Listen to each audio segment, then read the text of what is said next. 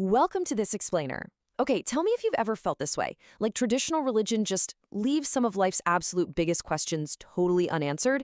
Today we're diving into a genuinely fascinating text that takes a hard, critical look at how traditional Western religion has evolved over the centuries, and it proposes a radical, modern reform. We'll be exploring the ideas presented in the book Edgar Cayce's Spiritual Messages, specifically focusing on its deep dive into the various problems of religion. So let's jump right in and unpack the past, present, and future of faith. To get a handle on all this, we'll follow a quick roadmap. First, the historical issues of Christianity. Second, the missing reincarnation concept. Third, supplementing those teachings via Edgar Cayce. Fourth, direct spirit world communication. And finally, moving towards modern religious reform.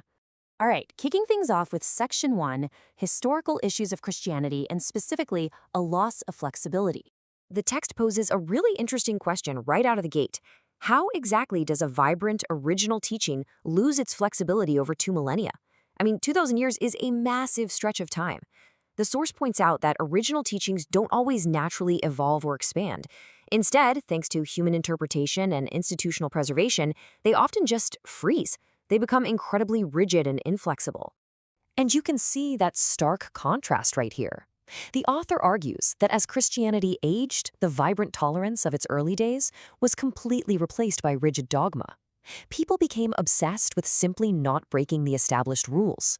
And tragically, history shows us that folks who tried to offer supplementary teachings, people just trying to adapt the faith for their time, were literally labeled heretics. Some were even burned at the stake. They were just trying to help the faith evolve, but the institution wouldn't allow it. Which brings us to Section 2, the missing reincarnation concept, explaining life's inequalities. So the source identifies karma and reincarnation as the ultimate missing pieces of traditional Western dogma. Think about it. Without these concepts, we're left scratching our heads wondering why life is so profoundly unfair. Why do terrible things happen to seemingly great people?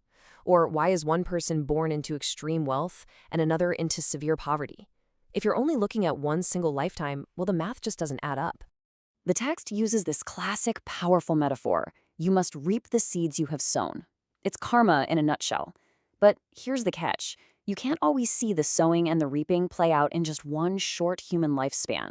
Sometimes a person faces sudden illness or a business goes completely under despite them doing everything right, while others succeed with zero effort.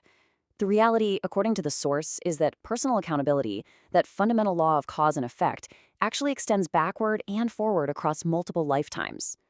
Moving right along to Section 3, supplementing teachings via Cayce, a spiritual intervention. So to address those missing truths, the text brings in Edgar Cayce. You can see the cover of our source material here. Cayce was one of the most renowned psychics in 20th century America. He would enter this self-induced hypnotic trance, and his subconscious mind, guided by higher spirits, would deliver these profound messages, or readings. The book argues these weren't just parlor tricks, not at all. This was a deliberate, direct spiritual intervention meant to correct the historical blind spots of traditional Western faith. This comparison really breaks it down beautifully. Cayce basically acted as a targeted bridge. Where Orthodox Christianity completely missed the mechanism of karma, Cayce stepped in to explain the spiritual cause and effect behind illnesses and life struggles. Where traditional dogma left out reincarnation, Cayce tracked individuals' past lives to solve their present-day miseries. And where traditional teachings kept the spirit world opaque and mysterious, Cayce's readings actively pulled back the curtain to reveal how the spiritual realm actually works. He supplied the exact puzzle pieces that were missing. That takes us to Section 4, direct spirit world communication, the modern era. According to the text, human religious history has been moving along this fascinating timeline. For like 2,000 years, we basically just relied on ancient texts. Then, kicking off in the late 19th century in places like the US and the UK, we saw the spiritualism movement, this fresh wave of spirit communication.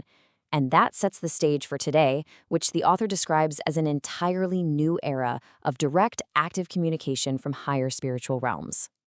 Just imagine that for a second. Getting a direct, real-time message from heaven. The core argument here is that true spiritual evolution today isn't about endlessly debating scriptures that were written thousands of years ago. It requires a direct connection right now. We're supposedly entering an era where the laws of heaven are delivered straight to humanity, which creates a living, breathing faith rather than something frozen in the past. And finally, Section 5, towards modern religious reform, a new approach. Because of this incredible new era of direct communication, the source issues a huge call to action. We need a complete religious reform to guide humanity forward, built on 3 pillars. First, we've got to definitively prove the existence of the spiritual world. Second, that proof can't just be mystical and vague anymore. It needs to be backed by scientific, analytical, and philosophical explanations so modern minds can actually grasp it. And third, this movement has to create the ultimate miracle. So, what exactly is that ultimate miracle?